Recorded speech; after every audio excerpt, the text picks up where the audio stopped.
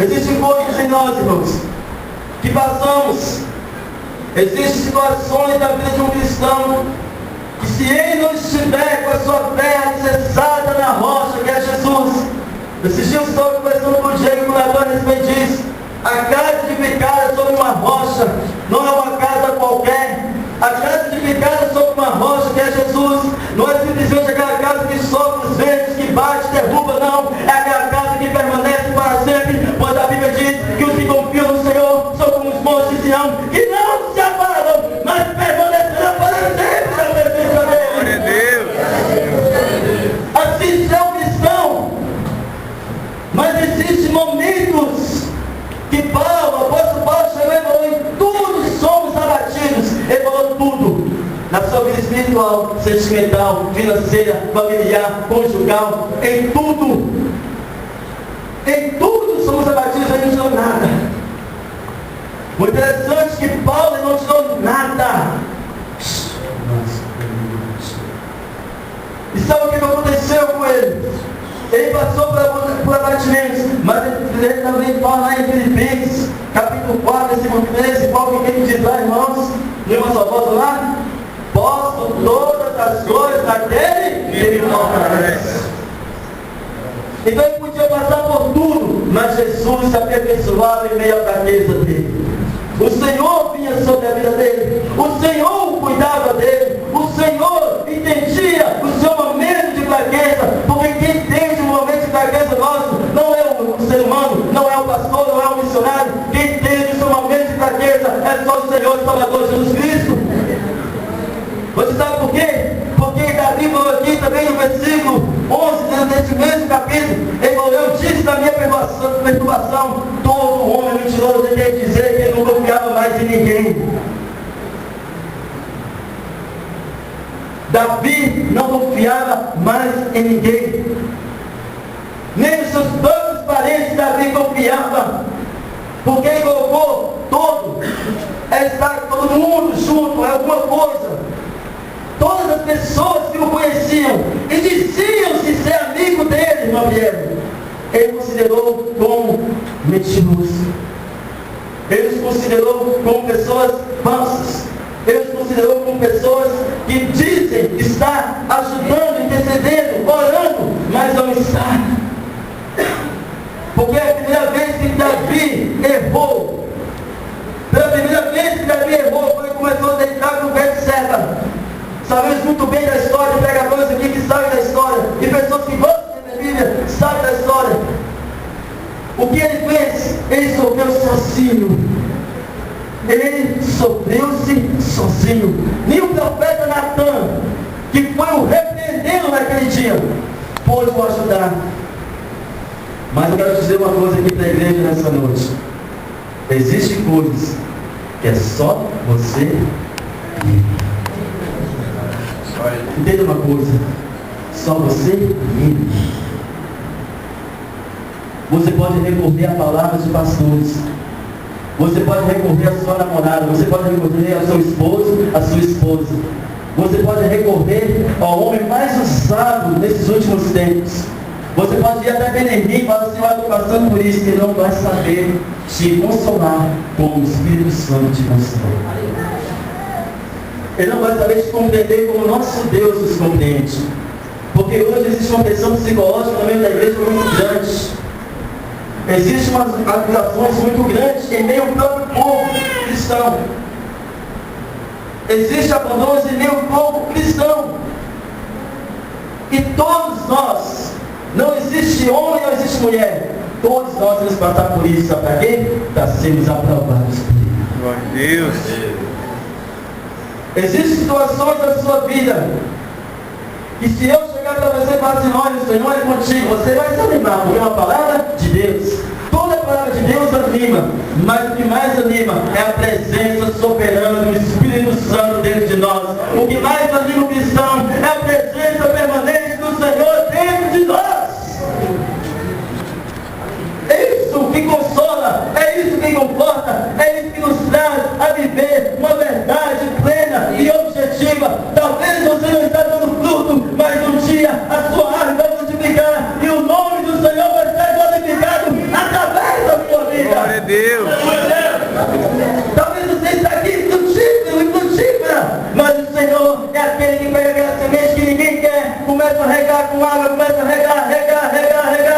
fazer crescer uma árvore boa e frutifica, exala um aroma tão gostoso que todo mundo quer estar perto dela. Aleluia. Assim é o cristão, assim somos nós.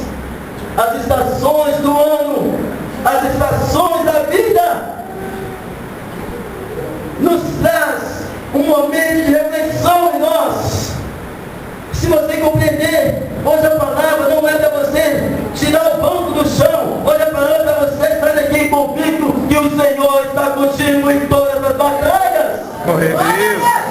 A palavra aqui não é somente para você falar em mistérios, não. A palavra aqui é para que você entenda que o Senhor já ressuscitou dentre os mortos e Ele está vivo, assentado à direita de Deus e está intercedendo por nós que estamos aqui sobre essa terra. Glória a Deus. Essa é a palavra nessa noite.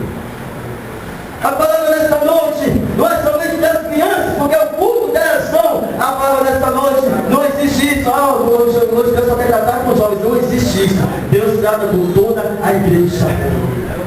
Deus trata com toda a igreja. Quando o povo se reunia-se todos em um só lugar, e Deus falou com cada um deles de uma forma diferente, mas falou, e estavam no mesmo lugar, e Deus falou com todos. Lembra do povo de Israel? Quando foi reunir-se para buscar socorro ao Senhor, Josafá reuniu toda a igreja. E Deus falou o quê? Ele falou com toda a igreja. Então se existe pregador que fala que Deus não vai falar somente com crianças, mas me desculpar, eu não creio. Deus hoje não vem buscar somente as crianças, Deus vem buscar uma igreja todinha. Então eu digo uma coisa e compreenda nessa noite, que Davi, ele nunca sempre foi vencedor. Sabe por quê? Porque ele se cruzou com ele mesmo. Eu descobri que Davi não se cruzou não somente com as pessoas, ele se cruzou com ele mesmo. Agora eu quero te fazer uma pergunta nessa noite. Será que você já se cruzou com alguma coisa que você tanto quis e não conseguiu? E você falou assim, olha, fulano, você não conseguiu. E as lágrimas começam a rolar sobre a sua face. Olha, não foi do jeito que eu queria.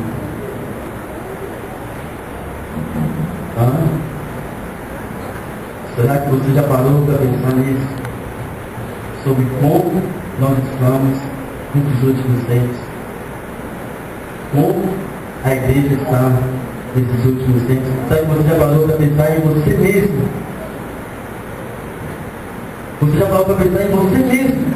Nas suas atitudes do irmão? Olhar para as suas atitudes, porque a Bíblia diz que nós temos que tirar atrás do nosso olho primeiramente. Quantas vezes a gente fala, o irmão está com falta de fé, mas quando vem a luta na vida do irmão, ele não morre. Quantas vezes eu vejo pessoas dizendo, porque você não está com fé, irmão, você ainda não crê o suficiente, mas quando vem a luta sobre a vida dele, ele não crê.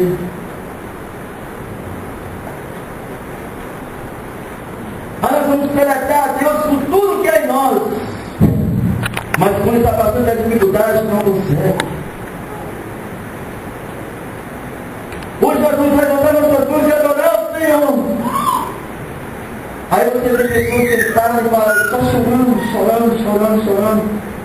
E você pergunta dentro de si mesmo, o que está acontecendo com o irmão? O que está acontecendo com você? Mas depois você senta no seu lugar, porque em cada igreja, cada um tem seu próprio lugar. Você está aqui, que aqui ninguém me vê, que eu fico escondidinho, na verdade.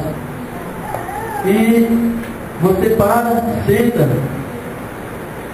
Então, às vezes, está aqui nosso irmão Natan, irmãos, vamos levantar nossas mãos, adorar o Senhor. Mas a frustração que você tem consigo e com as pessoas te torna impotente para isso.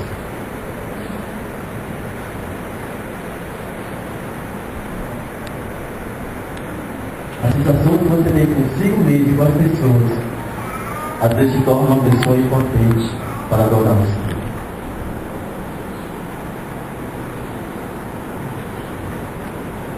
Presta atenção um pouco, feche seus olhos, por favor, presta atenção um pouco. Presta atenção um pouco. Quem é você verdadeiramente na presença de Deus? Olha para dentro de você agora. Olha para dentro de você. Fala com Ele, fala com Ele. Quem eu sou, Senhor, diante de Ti? Quem eu sou? Quem eu sou? O que está acontecendo com a minha vida? Não é com a vida do prefeito, não é com a vida do levita, não é com a vida do tocador. O que está acontecendo com a minha vida? O que está sucedendo comigo? Eu não consigo mais crer. Eu não consigo mais adorar. Eu não consigo mais levantar as minhas mãos e glorificar o teu santo nome, Deus.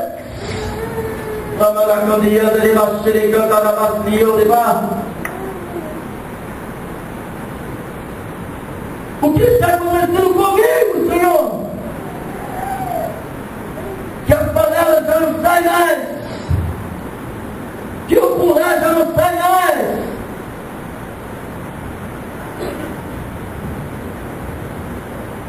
O que aconteceu comigo? Sabe que foi as amizades? Sabe que foi que eu coloquei alguém maior que o Senhor? Sabe que eu não falou mais alguém do que o seu próprio nome, do que a sua própria pessoa dentro de mim, Deus? O que está acontecendo conosco nesses últimos tempos? Que pensamos até mesmo em sair dos caminhos do Senhor. Ai, irmão, que isso é verdade? Já falei para conversar com muitas pessoas, já ouvi muitas pessoas, e o médico está falando comigo, a primeira coisa